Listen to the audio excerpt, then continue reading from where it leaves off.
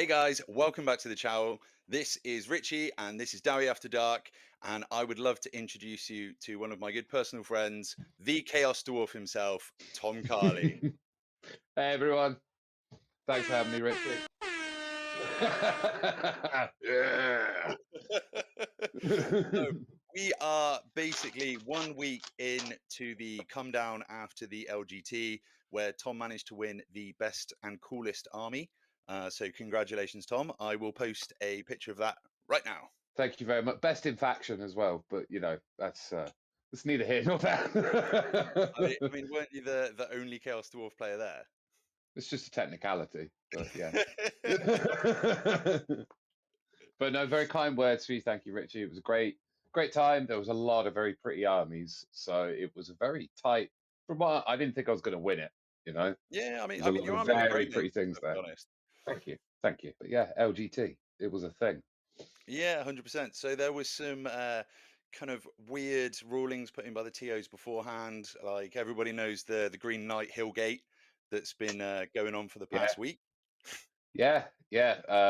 Discord has been ablaze with it. I have genuinely had to sit a few people down and be like, look, it did happen. He did come out of vortexes. He did come out of hills. And people, the Spanish especially, are just astounded by it. It's a mad ruling, like it was absolutely crazy. I can understand the logic that they put that in for. So basically, there was one of the maps, which was the Command and Conquer, didn't have any woods on it. So I can see their thought process for not. I don't know. I can see why they did it, but it I just can't. wasn't a good call. I said this on another YouTuber's channel because I've been lucky enough to be on It's your channel. You gotta be political. I think it was a fucking silly ruling, really silly. Had no place. You gave a justification with the map. Choose a map with a wood on it. Job done. You know, it's I, not. I, I, th- hmm, yeah, that's the only that's, justification I can think. That's the only reason. It's either that or they were hoping to play in the event themselves with the Green Knight. That's the only way I can. I, no, I could never. I could never hope to think that it went down that route. But yeah, it was what it was, and I can't even moan that hard because I didn't even play against Bretonians. So Well, I only managed to play against them once, so that was a great game against Tom Gould. I was really looking forward to playing against quite a few of them, to be fair. you were the whole way there. I built a anti-Bretonian list. I'm coming for him. I'm ready for him. Green Knight, no, Green Dead, and Yeah, you fought against him once. hey, that's a It is. nightmare. It is what it is. But that's not to say that there was 25 Bretonian armies. There was what, six? Yeah, 100%. And also as well, I'd just like to mention that this isn't taking anything away from the guys that did amazing with Bretonia. I don't know if it helped them win all those games. Like it had zero impact in the game that I personally played against Bretonia. So I don't Mhm. know if it had anything to do with that ruling. It just kind of a weird coincidence that they did manage to be the top four as Bretonia players. I think coincidence is generous.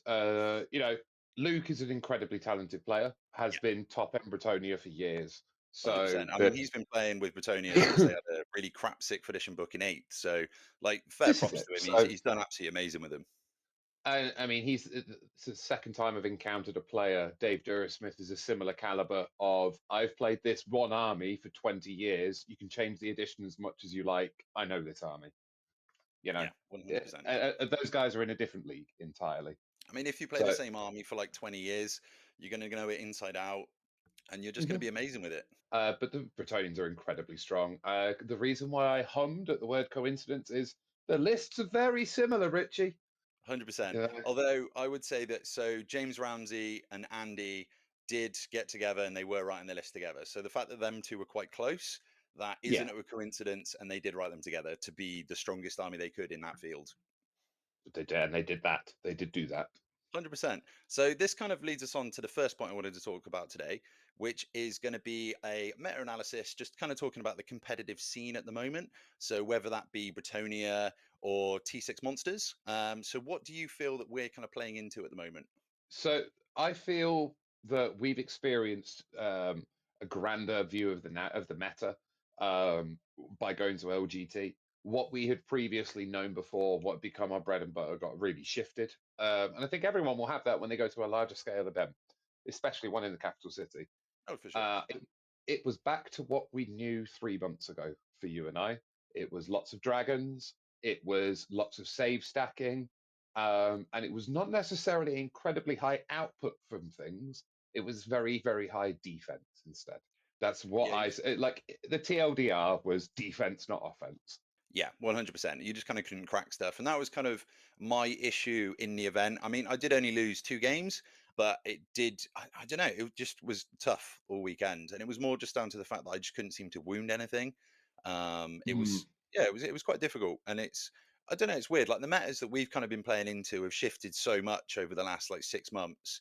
And it's been kind of like a 100%. really fluid, so going through dragons, then through Tomb Kings, like the double casket list, and then going into the Empire gun lines, and then we had Oh like yeah, the Skaven lists coming through, and then like Wood Elves, Poison start to become a thing, and then it's kind of weird that we've kind of flip flopped all the way back round to the Dragon meta.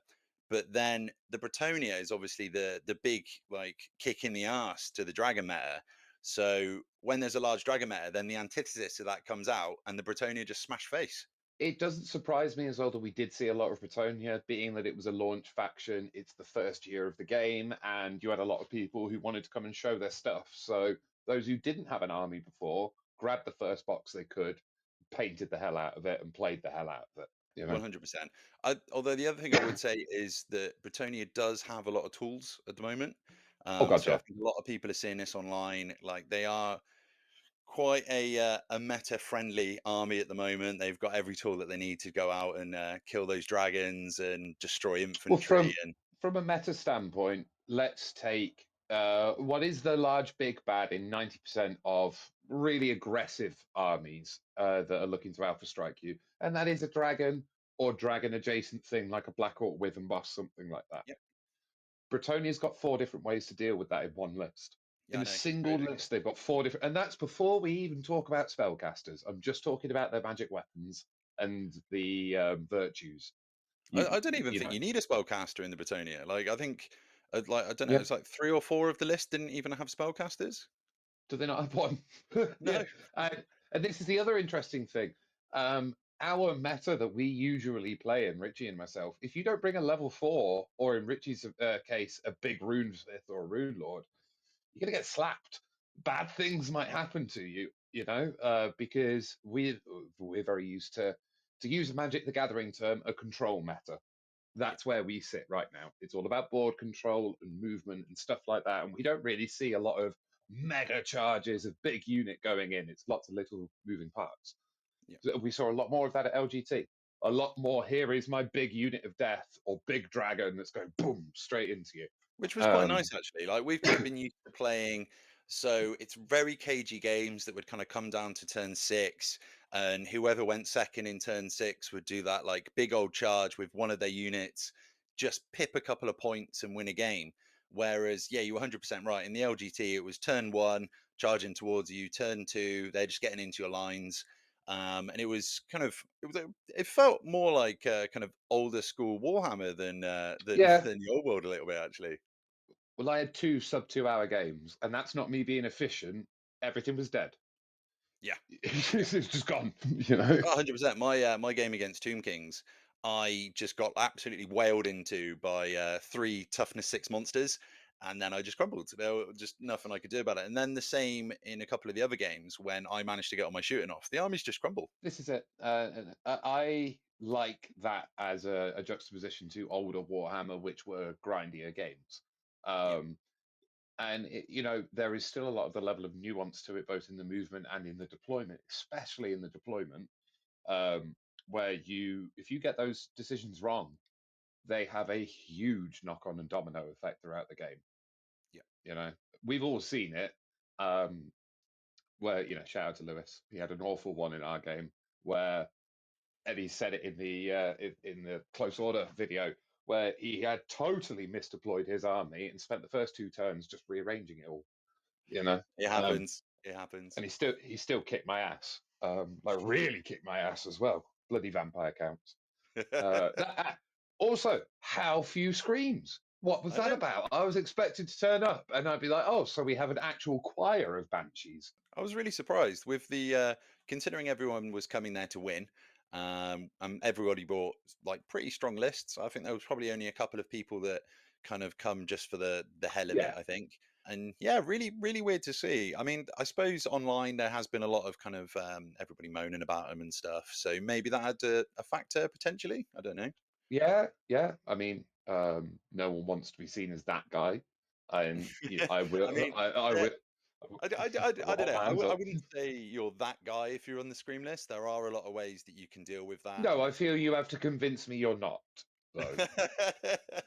what did the That's Screams all. do to you, Tom? What did they do to you? Yeah, the first 2 months were rough, man. They were real rough. Beastman chariot lists with lots of individual models just go and just disappear. They were rough. No, Right. the reason why it's because the vampire counts they're my favorite army, and I'm yet to play them in Old World because I'm disgusted by screams. We don't have to run them. This is a competitive channel, Richie. It's not that competitive. I play dwarves. Yeah, well, yeah, yeah. But we could play better dwarves, you know. All right, mate. Well, I'll tell you what. We'll that can lead us on to the next thing that I wanted to talk to you about, which is the Chaos Dwarfs. Are they strong? As you are a Chaos Dwarf player, Uh-huh. I'd like to Yeah. hear your opinions. Yes, moving on. No, but for serious, I'm a new convert. I need to put my hands up to that. I've not been running the armies of Hashut since fourth edition, so I've only got experience with Old World. I've played against them in older editions. Chaos Dwarves absolutely rock in Old World, but you've got to be okay with like one really major thing going into it. You're gonna have 12 Chaos Dwarves in your army, and that's it. Maybe 13, but So that's it. basically, a You know. Greenskins army with a couple of dwarves kicking around. Which, if you look into the law, is quite factual for and lawful for the ranging parties. So, Zarnagran's just too hard for people to get near. We don't send out full armies, it's just little slave wagons. So, hopefully, we're deep enough into the video that I can say that without you getting demonetized, Richie. I mean, Um, it's too late now, mate. It's fine. It's done. it's gone. So, my list, anyway. Richie was moaning about T6 meta. I have a T7 meta army. So I mean, if you've got to yeah, roll sixes, you've got to roll sixes. Like it yeah, doesn't affect me too much. The issues not I you. had with these dastardly Chaos Dwarfs is it's the 3-up ward against Flaming. Like honestly, Yeah, it just neuters the to, this is completely my fault because I don't know if any of you have seen before, but I've made a Drake star list. So basically my entire army has Flaming. So it's completely my fault that I just can't kill anything that has a 3-up ward against Flaming. and I practice against Richie, so of course all of my stuff has got the thing which gives it a ward save against flaming. So rounding out the list at at the top of it, the general is the Great Bull. So I've got Sorcerer Prophet, level 4 on a bull, and I've stumbled into which, and this is going to be a brave call, but I stand by this. I think it's the singular best pick for any character loadout you can have where they're going to end up in combat and you Spicy. can't get a two if you can't get a 2-up save. Yeah. So if a 2-up save is off the table entirely, I think this is the best route. And it's Armor What of about Meteoric Iron and Talisman of Protection. Those what two. about a 2-up save rerolling ones with a 5-up ward? But what about magic items? So, no, the ones outside of dwarves, if you can't get the 2-up, because 2-up it's got a 55% success rate, but I swear to Christ it's higher than that in actuality because it just doesn't die. It's only got 7 wounds, but it will outlast a 10 wound Chaos Dragon 9 times out of 10 because you just can't hurt it. That's Mantle Stone, and then yeah, Obsidian Band Braces for a cheeky bit of magic resistance because you'd be surprised how often the one comes in handy. 100%. Like I can remember at the beginning of the edition, everyone was looking at the magic resist one and was just like, "That's never going to do anything. I don't know why that's a thing. Like, what? Mm. Why do you want that on all your units?" And magic resist one is a big deal. Like having that across my personal entire army that I run Yeah. is crazy. The amount of times that that is a thing in a competitive game is nuts. It goes off Well, so this is much. it. If you just look at it from core maths, you're talking about rolling between a 2 and a 16, unless you're mortuary cults, in which case you're on 2 to 16. It's pretty big. I take it. I take it. Everyone takes +1 to cast, like they're the best thing in the world. It's the exact same thing, the other way. Yeah. Anyway, so the thing that Richie hates the most in my list is out of the way. So the thing that Richie hates the second most in my list is the Black Orc War Boss. This thing just can't be touched. So it's full plate armor on a Wyvern with the effigy of Mork, troll hide trousers, and the enchanted shield. Now, by himself, he's an annoyance. He's -1 to hit. It's still a Black Orc. It's a dragon with 2 attacks. But you put him near the Sorcerer Prophet, and he's now -2 to hit because of Storm of Ash. A bloody Suddenly, nightmare. That's what it is. An suddenly, absolute yeah, nightmare. Chaos Lords and Dwarf Lords tooled up to the 9 with their D6 multi wounds, 12 attacks, hit you twice. It's cool. Well, that's the thing, though. If you can't hit something, you can't kill it. This is it. It's can you dodge a wrench? Yes, I can dodge a wrench. And that's it. The characters for me. Yeah, 844 points on characters. I could squeeze in more, but I didn't. Then we've got 10 Infernal Guard. This is the Chaos Dwarf part of the Chaos Dwarf army.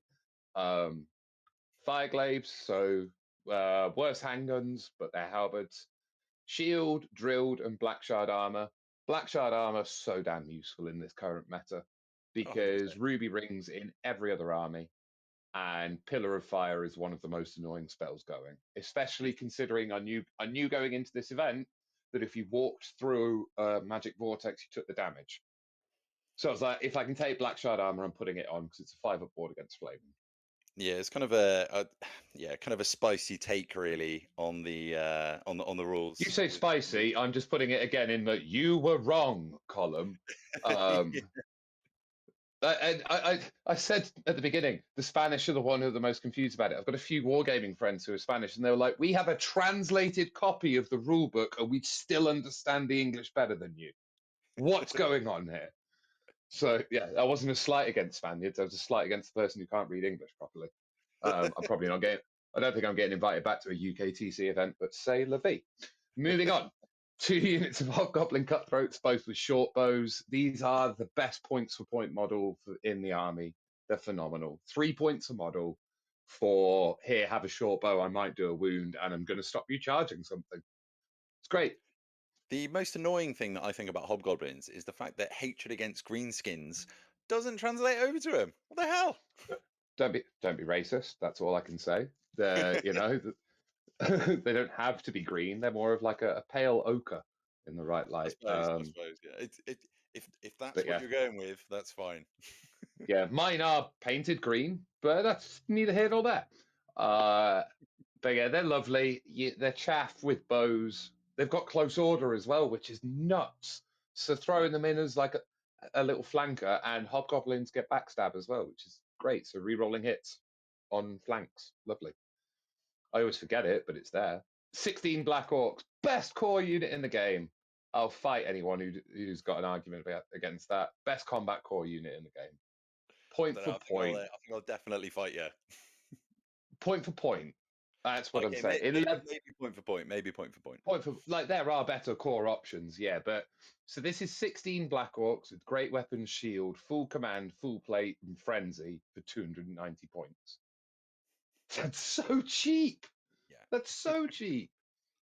They've got stubborn on them as well because whilst they've got frenzy's great. But they're going to lose a combat because they're infantry, and infantry are. I'm telling the dwarf player that infantry are bad. It feels like I'm rubbing salt in wounds, but it is what it is. Yeah, it's all right. We can make infantry great again. It's fine. We're just going to bide our time. If anyone can, you've just got to paint red caps on your whole army, and that'll do it. So, talking of things that Richie doesn't like, the other thing that so Richie does like this actually because it's 310 points of I can kill that, and it's the Iron Demon. An organ gun. The reason he doesn't like it is he looks at his organ gun and goes, "Why aren't you like that? Why aren't you better?" Because that's what it is. Yeah. Although yours does only have 18-inch range, so I can kind of laugh at you from a distance while mine doesn't hit you because I've got to roll 5s. Yeah, I mean, mine's rolling 5s to hit you with a 31-inch threat range, but it's getting closer as it goes. And it's only got an 18-inch threat range, shot, sorry, but you can move and shoot it, and it can move 11 inches a turn. So it's pretty crazy. I love them. 6 up ward save against non-magical and 5 up ward save against fire. Toughness 7, strength 8, chariot with 7 wounds. What's not So to good. love? Yeah. I just they're just good. Like it's so hard to chew through that high toughness. Like a lot of Yeah. armies really struggle into it, and it's so difficult, so Well, difficult. Like if your strength, Beastmen straight up can't deal with it. They just yeah, can't. High elves really struggle because they have to look at it and they go, well, I can either chuck bolt throws at it all game and maybe do 4 wounds, or I have to commit a dragon into that. And that's generally what happens is it does die, but it's died taking like 850 points of focus with it. So, yeah, which is exactly what you yeah. want at the end of the day. Like it's there Yeah. to be a distraction kind effects. You're just going to throw it at stuff that you want to get tied up and just kind of leave it there. See, I say something to my opponents who have never played against it before, and I'm never lying when I say this, but at the same time, it's a bit of a mind game. I say never let it charge. Just do not let this thing charge. And that's true because who wants D6+1 strength 8 AP2 impact hits? No one wants that. Yeah, But it's really hard to do, Richie. It's next to impossible. It's really hard because it's not got Swift Stride. It's got 11-inch charge. You're a mug if you get charged by it, or it's gotten really lucky. yeah, Someone 100%. I mean, focuses it down, and I can't let yeah, that charge me. I think every time that I've had one of them come towards my gun line, I've just ended up like charging my thunderers into it. To be perfectly Do honest, you know I'm what just I like, I'm mean? not dealing with And then that. you're just like, cool, dealt with, moving on. It's that easy. But no one sees it as that. Um, so the next 2 things that are in my list, I put into it because I found I was hitting a bit of a brick wall when it came to wood elves in particular. I couldn't get to them. I've got the 2 big monsters that could go up. I used to have wolf riders in the list. I dropped them and I put the artillery in, a death shrieker and a dreadquake, and they help so much against wood elves because the thing that wood elves hate the most is a huge template. If you've got 20, 30 archers all scattered around in a nonsense little formations securing your things and you just lob pie plates at them every turn. It's an interesting take. Obviously, they can evade against the pie plates. But that messes up their formation. It pushes them Oh away. yeah, It pushes. That's 100%. what I mean. They're not about dealing damage. They're about removing those sight lines. And Wood Elves are such a high finesse, high tech army that I feel that anyone who's playing them proficiently is thinking 2 to 3 turns ahead. Yeah, And then, Dave especially so. yeah, so you throw in some things that are then changing the calculation, it throws them off the game. And to be honest, when it comes to those kinds of armies, for both of us, I mean, I've got the faster element in terms of the monsters, but we both sit on this kind of play field that we're hard, we're tanky, and we can't deal with mobile things very well. Yeah, If you can start messing up their game plans, they'll make a mistake, and a mistake is really our only avenue for winning in those situations. So the more yeah, mistakes, the like more chances you can win. 100%. So from like well, obviously you know my play style. I Yeah. am all about just forcing mistakes. Like in a straight up even fight, I can't win with dwarves. Like you No. just can't. My army's not as strong as the meta choices. I have to force opponents to make mistakes, to charge into the wrong thing. You've got to use psychological warfare with the grudge throwers to make people not just hide behind stuff. And you've got to just force people to do things they wouldn't normally do, and then that's how you Yeah. can kind of like claw a victory out. Absolutely, and that's why I put them in because whenever I played against you, one of the things you'd always tend to do would be move back, castle. No, actually, no, not necessarily castle, defend, Mm. and you'd always lob a grudge thrower behind a wood, behind a building, or behind a bunch of units, and I'd be like, "There's 5 layers of nonsense in front of that before I can stop it shooting." I like that, and I want to do that. Yeah, The only problem in Chaos Dwarves is it's very expensive. yeah. I mean, Very your expensive. artillery's almost twice as much as ours, which is pretty crazy. Yeah, the 2 pieces together clocking at 305 points for 2 pieces of artillery. That's a lot, That's 3 or 4 in your army, or Yeah, 2 yeah, yeah. really ruined up ones. So yeah, I like them. The Dreadquake's great. It turns off Swift Stride. The Death Shriek is amazing. And as we talk about later on the list evolution and where I'm going, I really did favour the Death Shrieker because they both do D6 wounds. The Death Shriek is just They 65 definitely just points forgot less. to change that. Like No, that should have been changed. they had a chance. They made Slan Mage Priest crap, and they decided to leave that where it was. When they had a chance, and they didn't do anything. Clearly, JTY loves the big hat. That's all I can say. Bring Who back doesn't love slants. the big? Sorry, Pip. Bring back, yeah, to be fair, bring back Slans. I want to see the Froggy Boys do well. Enjoy the Chaos Dwarfs. They're, and I'm sure there's a few of you out there, you've been watching Richie's channel. You've been going, I love these stunty little bastards. They're amazing. But Christ, I wish they were just good. Play Chaos Dwarfs. Just play Whoa, Chaos Dwarfs. that's a grudging, mate. I'm getting the book. It's happening. What's even better is you've probably only painted 12 of them before you've gotten annoyed with how rubbish they are. That's it. That's enough. Go buy a box of goblins. Come join us over here. You'll have a great time. One white and one chorus. Yeah, sorted. Sorted. So that is the Chaos Dwarf list that you have been using. So what Hmm. would you kind of change? What stuff do you think is potentially stronger into the current meta? Like I say, I love the Death Shriekers, and I want to put more of them in. So the first thing I've done is I've taken a Dreadquake out and I've put a Death Shrieker in. 2 reasons for that. 65-point upgrade for losing Swift Stride for me just isn't the one. I'm not a static list. I've got 2 big monsters. I don't need the loss of Swift Stride. Playing like mainly infantry and kind of sitting back and waiting for people Yeah, to come to you, then turning that Swift Stride off to potentially get you to be able to charge them is probably really worth it. But with your kind of like big monsters that are just being thrown out 30 inches in front of your line, you probably don't need it. and what happened twice as well was I was charging into the null zone and then I couldn't overrun efficiently because I'd lost my Swift Stride because it affects me too. It's Does everybody. it affect you as well? It's everybody. It turns off Swift Stride for everybody. It's Oh, an yeah, earthquake. not worth That's it. what it Not worth does. it. No, not at all. It's designed to be lobbing over the other side, and I wasn't doing that, so out the list it goes. I've trimmed a little bit in other places as well, and I've chucked in a level 1 wizard because the all the wizards in the Chaos Dwarf book are engineers. It's just another thing we do better than the rubbish ones over there. We do not need wizards, mate. We've got an anvil for casting runes. We don't need no No, no. magic. No, what I mean is, I get 2 characters in one. You have to. You're a too small brain. They have to either be a runesmith or an engineer. Mine can just do it at the Well, same let's get time. that going in the book as well, mate. It's a grudging. That's It's a fine. grudging. You write it in your little diary. Um, yeah, a level 1. He's there for 2 reasons. It's a nice place to put a Ruby Ring of Ruin, and also he just keeps the 2 war machines in check. Because my God, how much does it hurt, Richie, just handing your opponent 100 points because I can't roll a dice properly? Yeah, it happens. Like, can you Sucks. remember? It was probably one of the first games. I think it potentially was the first game of Old World that we played. The cannon incident. Oh, yeah. So basically, Tom was running Beastmen, and I decided I was going to bring like all the artillery because I was like super excited. Hmm, I'd only played about like 3 games with the dwarves, and I was super excited about cannons. And I brought yeah, 3 cannons, and each of them misfired all in the same turn. And I rolled 3 ones in a row, and they all died. one after the other. Yeah, and Yeah, then Richie nearly stopped playing the old world. He was like this close. yeah. It was very very close. Yeah, yeah. But this is it. So you put engineers in your list. If you're going to sink 240 points into artillery, like I've done, sink another 90 to make sure it doesn't blow up.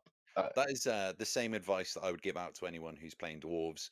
Always kind of rune your artillery up as much as you can, or put an engineer or burlock near them.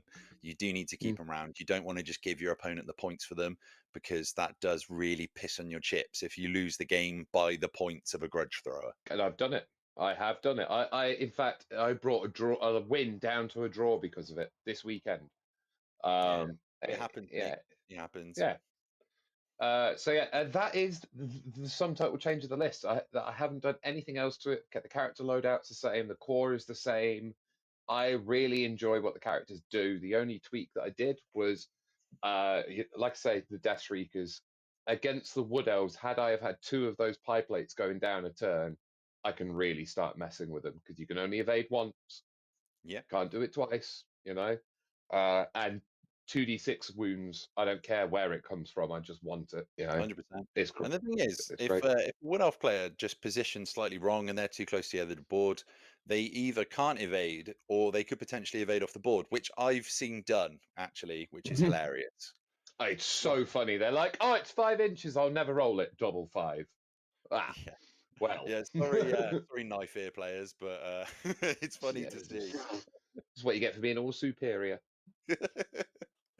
On their high dragons. Yeah. Bull. That's all I need. Bull and wimpy dragon with no front legs. Um, It's all right. Real dwarves don't need any of that. Do you know what we need? Gromril. Gromril. Yeah, what we get black shard armor instead. So, you know, Which is probably we're allowed. arguably better, actually.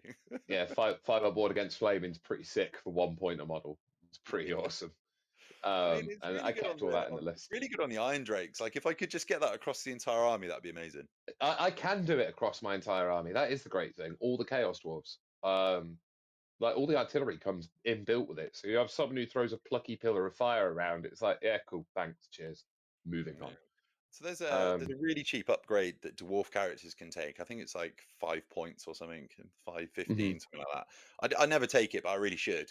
And it's literally a 3-up ward against flaming. It's like a 5-point upgrade. It's mental. I yeah, you don't run yours. I'd give that to the Anvil every day of the week Yeah, because yeah, how yeah. often? Anvil, Gunthane. Yeah, all the ones who are hanging out by themselves, I'd just chuck it on there. Because 3-up ward against flaming, it's the most common magic missile in the game. Yeah, And most of the time when you're doing fireball, and all of the time when you're doing fireball against dwarves, you're just going for a pot shot. You're going for a Hail Mary, might do a wound, you know, yeah. and you don't. 5 points to turn that off is worth it. Oh, 100%. 100% worth. I mean, the Yeah. problem that we kind of have, which you don't, is obviously once you get a pillar of fire that can just ping backwards and forwards across Yeah. the line, it, it's just rough. Like for anyone who is playing dwarves and you're playing against an army that's got multiple pillar of fires, you need to spread out and you need to make sure your units are far enough apart that it won't just ping through you. That's the best Yeah. advice I'll ever give you. And the other one is don't go into big long lines as well, because I've seen a pillar of fire, personally seen it travel 49 inches in one turn because the dude was running long lines. And just went through the whole army, one end of the table to the other.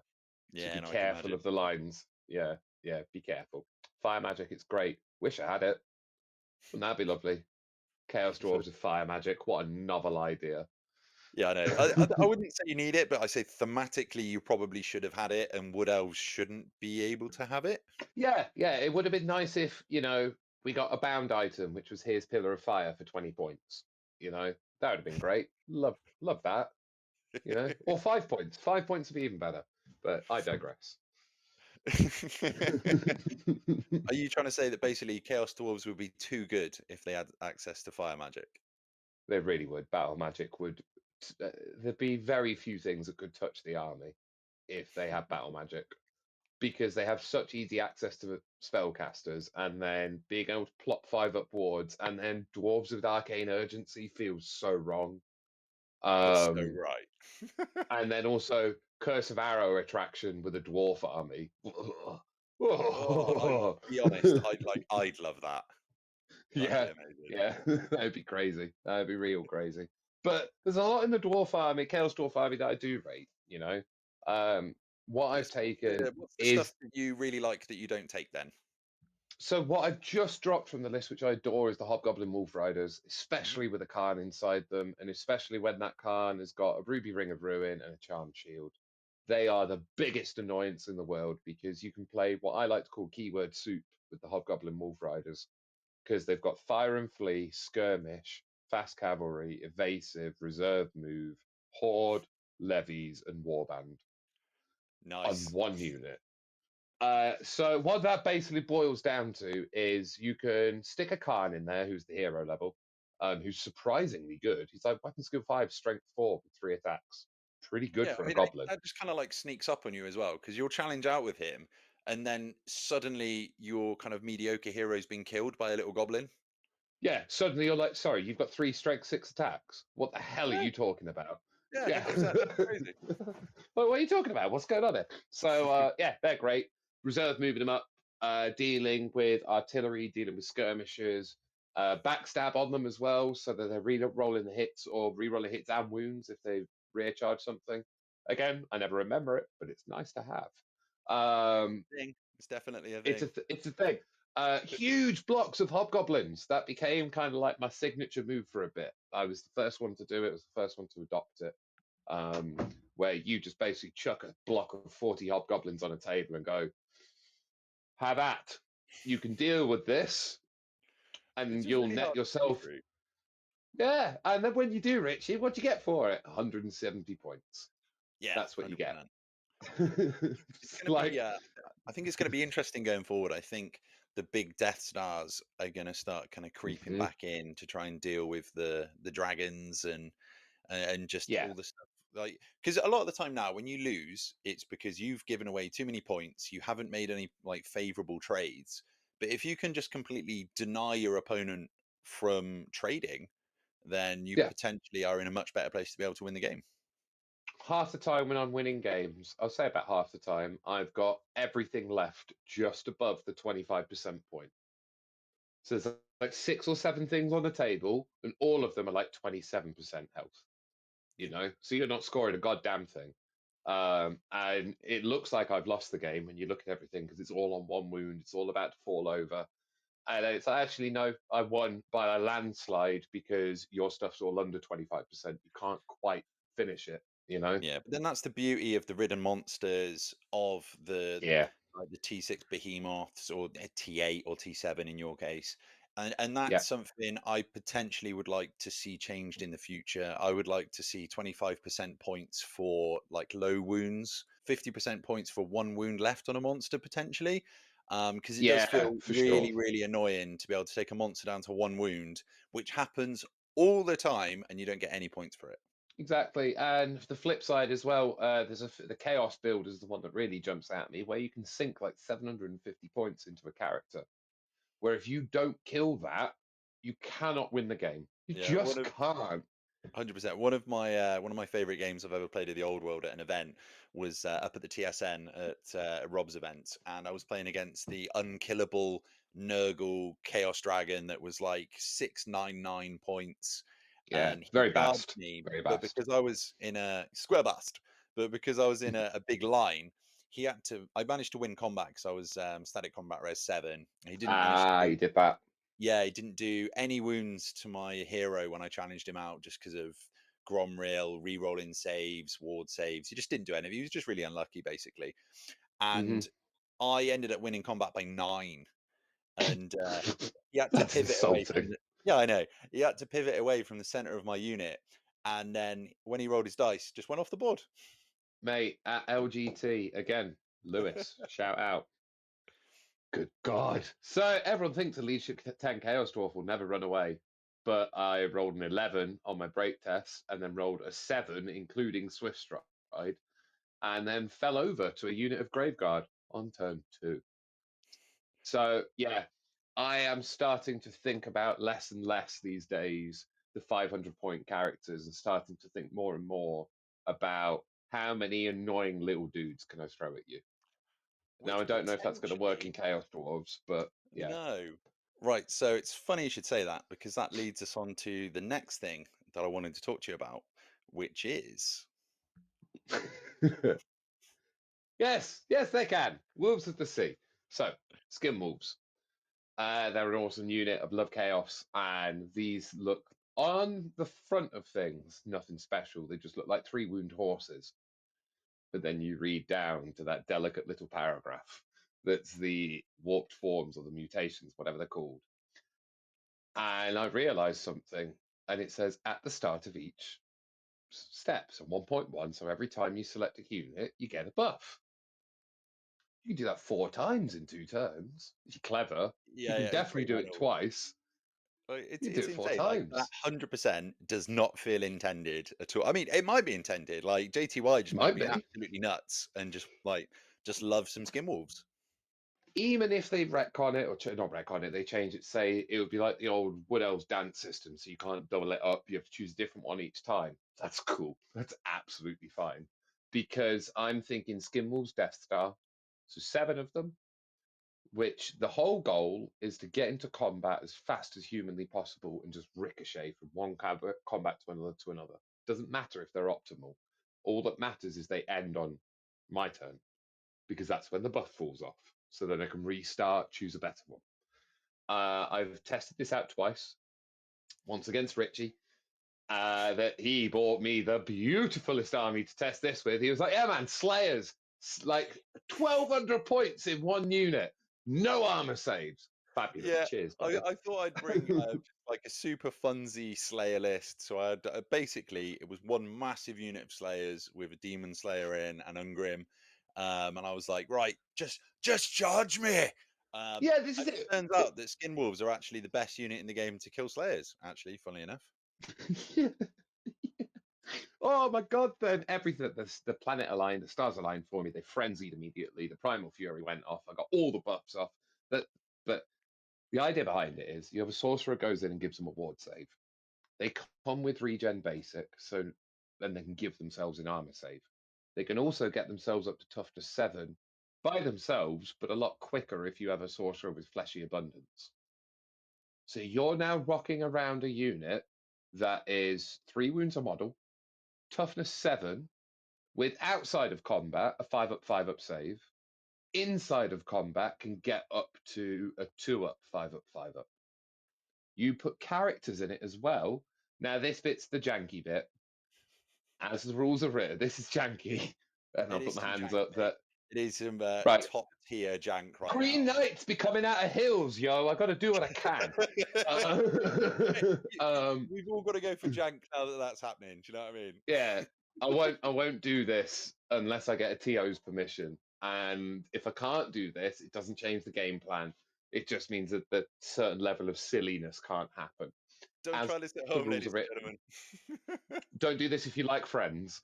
But yeah, as the rules are written right now, Primal Fury and the Warped Mutation, I can't remember the exact naming of it, they apply to the unit. So that means if you put characters inside it, they gain the buffs too.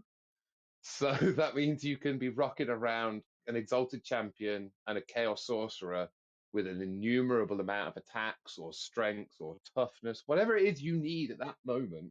You can just click it, and I put, whatever the character loadouts are, you season to taste, as it were. But it's nutty, and you have these little units of Berserkers, the new skirmish unit, that just go around and kind of sweep things into a net, hold things down because you've got a unit of 5 frenzied dudes that are toughness 4 with a 6 up ward save and flails. Like they're crazy. And they're Yeah, no, they're 45 good. points. Yeah, it's just the Like it's utility of them rushing around as well.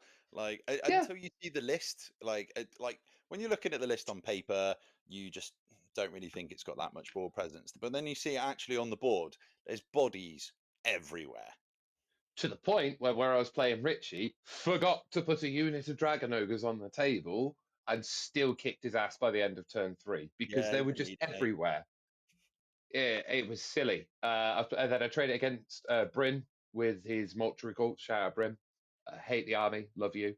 Um, I would just like to say, so Bryn is a friend of ours. He's a really, really good Tomb Kings player. He plays Mortuary Cult, but pretty dirty bastard for playing Mortuary Cult. But he's a but, great guy. but no, and it worked against them. Now there was a few real big swingy moments that I won't get into the weeds of here, but I came out ahead on a draw against mortuary cults with some backyard jank, and I didn't do the layered character thingy. I wasn't adding all the buffs to the characters. Primal Fury I did because that feels right. They're getting involved, but the mutations feels wrong. So I didn't do that. But yeah, it seems to work. So I'm going to build it now. It depends how fast I can actually get it built, whether I run it this year or next year. But yeah, Skin Wolves, man. It feels boring to just run big dragon and push across table. So instead, I'm going to run big unit of dogs and push across table. I think Yeah, for me, like it feels a lot better to play against though. If you're playing against something that you can see the models coming away from, when you know mhm, that you're doing damage to that unit, and the fact that they don't just fly and they're not in skirmish as well, like it just feels a lot better. So the reason I'm yeah, saying not in skirmish is because the way that Tom's taking them is by adding the heroes in on the demonic mounts. Basically that takes away skirmish, so then they yeah. go into, is it open order? It is open order, yeah, which is quite nice. I mean, you're not getting the combat res for it, but you're adding a layer of maneuverability to this 1,200 point block. But I'm probably going to say that you're never actually going to use that maneuverability because you can only do that if you don't run. And I can imagine you're just going to be running everywhere. Yeah. It's nice to know. Like I've said many times with Chaos Dwarfs, I never do it, but it's nice to know. Um, you know, yeah, it's there. It's there. marching column with them is great fun because you get arcane urgency too. So you have this unit that just went 42 inches across the board in one turn. Like, boom! It's like, what the hell just happened? You know, Just pretty a crazy. so just a quick one for people at home. There's a really ambiguous rule that says that only close order formations can get into marching column. So a lot of people, I've read that as only units with close order, but unfortunately that's not true. So open order is a close order formation. It's just Yeah, really stupidly written out in the rule book. So you can do this. So if you have been playing it like I said before, you can definitely go marching column. Don't worry. yeah, and I know it's the old, oh, we know play testers, but we've checked with as many people as we know, and this is as good as we can get to as an official thumbs up until JTY releases the document. You know. Yeah, 100%. And it's just down to Paul. I'm not going to say poor rule writing. It's just very weirdly laid out in the book. Everybody knows. Yeah, we don't need to beat that donkey anymore. It's very dead. But it does, I've got to say, it feels good, Richie, to not have to think about, I wonder what color the wing membrane is going to look like when I'm painting the army. It's really nice to not have to think about how's the dragon going to tie in. And if people know me and know my armies, how the hell am I going to fit it on that base? You know, not thinking about all of these things is really nice and just thinking about, ooh, a big rank of models. Like I'm taking a brick of 30 marauders in this army. It's so fun to just think about how that unit's going to look. Now, most Mm, people say I'm mad and I shouldn't do it, but no, it sounds fun. Also, it's a place for the Infernal Puppet to go, and the Infernal Puppet's just a must take. If you're 100%. I doing an think army like this, the biggest kind of concern you're going to have at the moment is whether you have like little testicles on your dog bottles or not.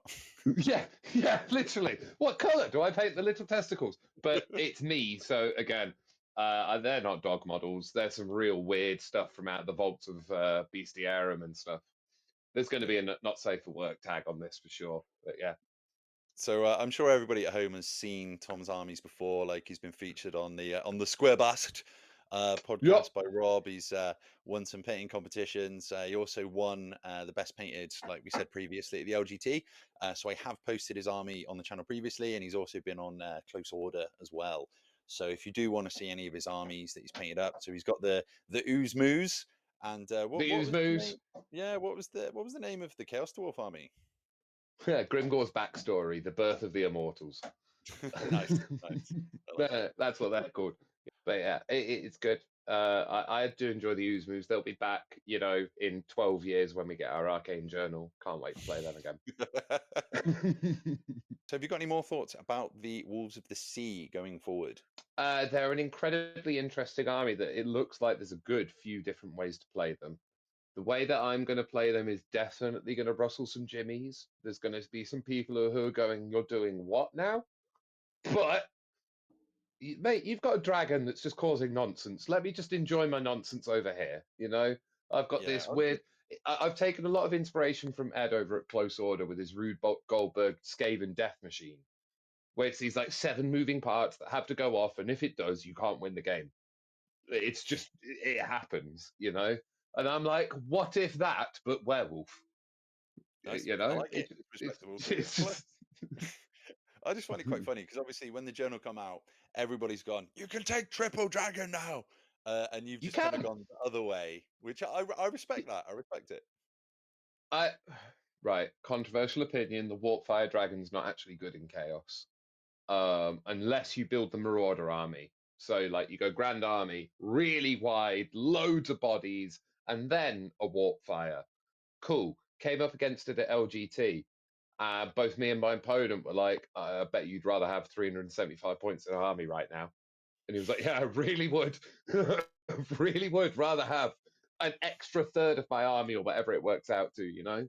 Um, I think the Six. problem is But though, yeah. like they're so point dense in an army Yeah. that is already so point dense that it Yeah. just doesn't seem viable to take the three dragons. Richie, you know that whole unit of skin wolves that I've got? Not the characters, just skin wolves. Yeah. That's one warp fire dragon. Yeah, like it's almost uncomparable. Although you would No, only get two of your saves against the Warpfire Dragon rather than a trip save. this is true. This is true. I don't. This is one thing I don't know how the skin wolves deal with. Is I don't know how they deal with a dragon. I haven't tried that yet. It's next on my list. Got a game booked in soon to find out. But I'm always on the lookout for ways to deal with a dragon that isn't a dragon. You Yeah, I know, mean, luckily I've been trying to deal with this for the last 6 months, and I can tell yeah. you that it's just pretty tricky, to be perfectly honest. You need all of the stars to align and your dice to be amazing, and then you've got a chance at killing them. Or And just then roll it's super sixes. gratifying. Yeah. Yeah, But then it's also it's trying not to key into something too hard. This is something that I think not enough people talk about in the competitive sphere on YouTube, and certainly not enough online. Is if you go super hard, and this is every faction, if you go super hard keying into one thing, so we've just talked about it, so dragons. So I'm going to build an army that is the best thing in the world at killing dragons. Wood elves turn up to you and you go, wicked, cool, I'm just going to win. Because you have designed your army to take down big single monster targets with loads of armor save and loads of wounds, and I've got 60 dudes with bows, yep, and they don't care about whatever you can do. And it's about finding that balance of, can it deal with the monster? Can it deal with the skirmish? Can it deal with the brick? Now, I'm seeing the brick come back.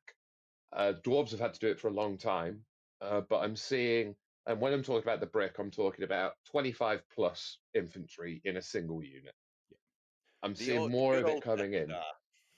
No, not even the Death Star. I'm on about just 40 hobgoblins, The thing is, 30 though, in this marauders.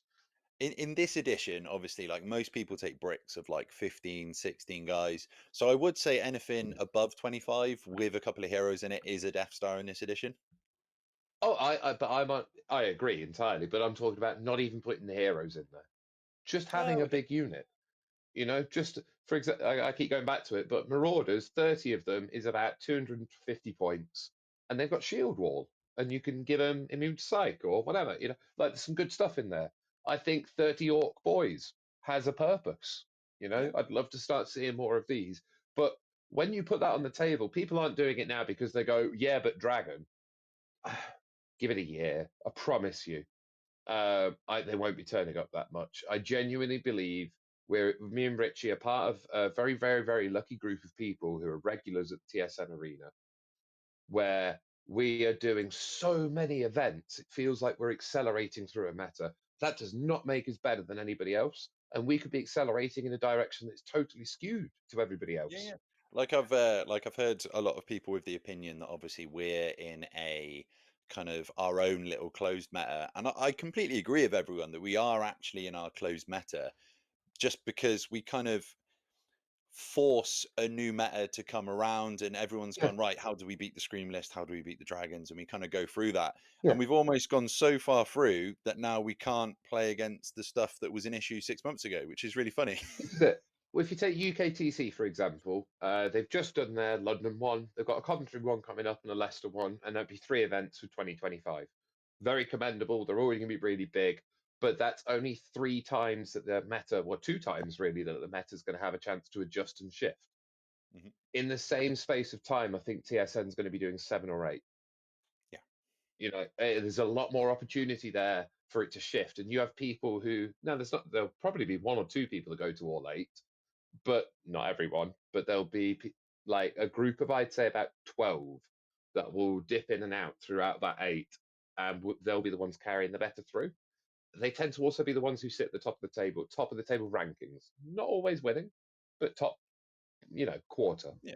Like I wouldn't say Uh, that that would make them like the best players in the world, but what it does is shows that the meta is changing, and it does change quite fast as well sometimes. yeah, yeah. So the long story, long way of saying this. And this is only my personal opinion. Rob at Squarebase does not endorse this view in any way. I think that we're playing a meta at TSN that the rest of the country will be playing in a year's time, or a version of it, because we've played so damn much. That's all, and it's not like playing at club, because people say, "Oh, but I play at club every week." You play against the same people every week, and that's the key difference. TSN has a constantly rotating cast of people there that allows this meta to accelerate so quickly.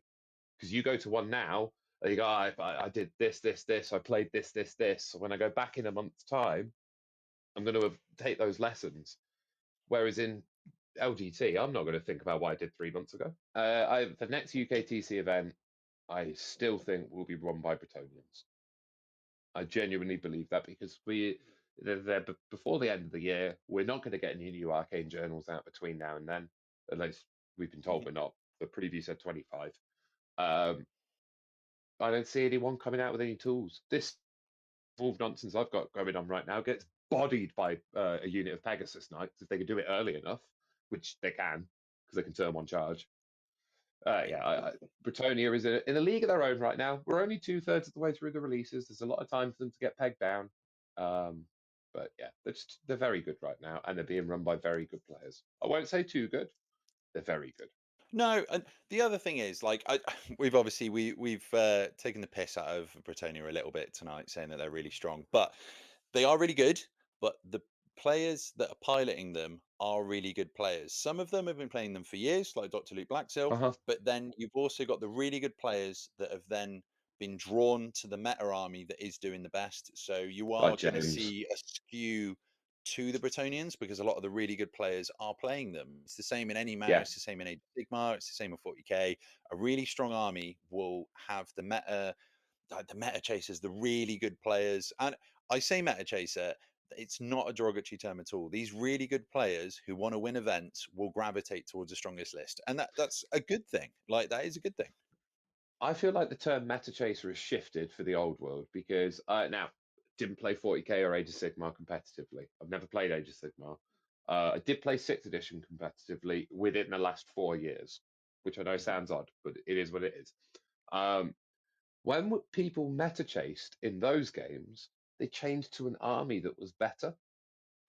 People don't seem to be doing that in the old world as much. They seem to be trying to tech their army better into Yeah. everything else.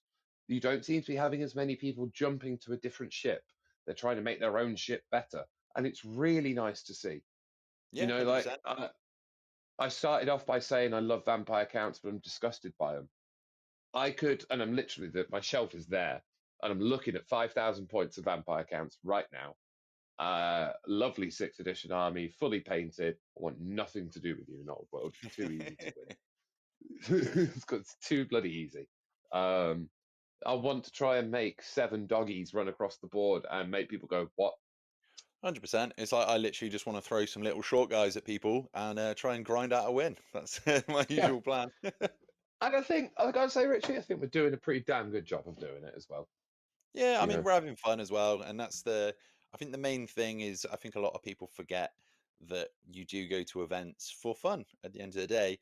Like when you look at the statistics online and you read people's names, you kind of forget the human side of tournaments. You forget the human side of those stats. Like all you see is go, Bretonia's got a 58% win rate and this hmm guy won this and this one, and you forget that those are people you who do. are laughing during those games and smiling when they roll double sixes and crying when they do roll double ones. A lot of people just Uh, forget that there is the human side to that too. and I want to piggyback on that sentiment and just say to anyone, if you are considering your first event or your first event back into the old world, go to the little one first. Go to the 20-man one or the 25-man or even the 10-man one. Don't go to the 70-man. The 70-man one is more of a proving ground, at least in Yeah. the UK anyway. It's where you go to strut your stuff, show off how good you are at either painting or playing the game, and that's where the tour de forces really, really are. Yeah. Not to say that they aren't there at the small ones. There will always be one or two dudes who you're like, oh my god, how are you so good at the game? Um, I don't want to but play this guy. mate, could you? Every time we go to TSM, we go to this amazing Malaysian restaurant round the corner with the organizer, Rob, and with all the guys, not all the guys, but loads of the guys who go there. And we have a few drinks, we eat some food, and we talk and we have fun. And I've made so many friends in the last 7 months through that alone. I didn't make any mates at UKGT. No, no new See, ones. I see. I was quite lucky because I managed to meet some of the guys from the channel who watch, and that was really Oh, really nice. And hopefully meet up with some of them in the future. But obviously that was I've spoken to them before, like on Discord and stuff. well, you're Um, famous, you know. no, yeah, with my tens of viewers. Your tens of viewers. Yeah. No, but my point, I'm not belittling UKTC, but what I'm saying is the small events, and it's not just Rob's, it's all of them. We went to Resurrection, a series of events for 3 or 4 years, and you went out every Saturday night and you had a pint with all the guys. If you don't drink, whatever, you socialize. And there Always have a wasn't pint of that water. element, as a pint of water. There wasn't that element of group feeling at the big event. So I say, and also local gaming stores, they need your money more than the big guys do. Support them. Yeah. Yeah, I mean, like if you can support your local gaming store as well, like convince them to run a little league or a little tournament, then you can always make some friends. And that's what the hobby's about. Like it's This about is making it. friends, having a laugh when you're gaming. If you win, amazing. If you don't, it doesn't matter. You get to paint some more toys. Yeah, being in the line of work that I'm in, I also feel like I really do need to say that please go to your local gaming stores, please give them money, please buy all your paints and your brushes from them, and play as many games as you can there, and sink as much money as you can into there, because not many people buy models from them anymore. So No. So, if you've made it this far into the video, I would just like to say that Tom is actually a sponsor for the channel, and he runs UK Resin Prints UK, yeah. which is I do have a link below, which will be in the description for this video. Which is if you put in the code Dowie After Dark in all capitals in one word, it is 15% off on his store, and he does have a Mhm. really good range of dwarves, Chaos Dwarfs, and pretty much anything else really. So get Yeah, there, save yourself some money. and it's one of those old world. There's only about a third of the ranges out there at the moment, and all these big events, we see more 3D printed armies um, than we do plastic. Let's be honest. Both of Yeah, I us mean, run 3D printed armies. all of my armies are 3D printed. I currently can't play at Warhammer World. No, and it sucks because I live 25 minutes away. I'm down the road. I'm literally 2 junctions down the motorway from it. But hey ho, it is what it is. But yeah, so please, if you are going to buy models from me, that's very gracious. Thank you. I appreciate you. You're buying my kids Christmas presents. But at the same time, please support your local gaming stores, because it's all well and good buying minis off a guy like me, but if you've got nowhere to play with them, what's the goddamn point? You know. Yeah, this is true. Right on that bombshell. Thank you very much for coming, Tom, and thanks for talking about the Chaos Dwarves and the Wolves of the Sea, and just kind of some reflections on the matter. And we'll hope to see you again soon. Thank you for having me, Richie. It's been awesome. No worries. Right, take care, guys. Bye.